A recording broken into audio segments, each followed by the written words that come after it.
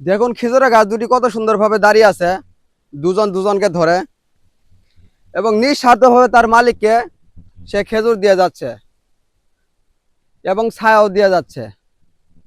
কিন্তু এমন একটি সময় আসবে, সে গাছ দুটি আর তখন ফল দিতে সক্ষম হবে না এবং গাছটি সময়ের সাপেক্ষে মারা যাবে।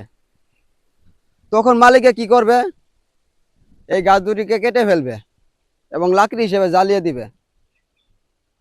ঠিক মানুষের ক্ষেত্রেও তাই।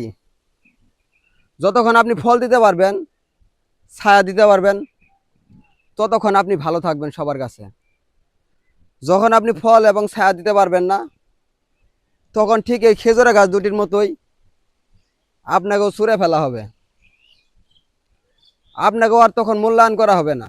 তাই সময় থাকতে নিজেকে মূল্যায়ন করুন এবং নিজেকে গুরুত্ব দেন। কারণ আপনি যতই মানুষকে দিবেন, আপনি কারোর কখনো মন পাবেন না।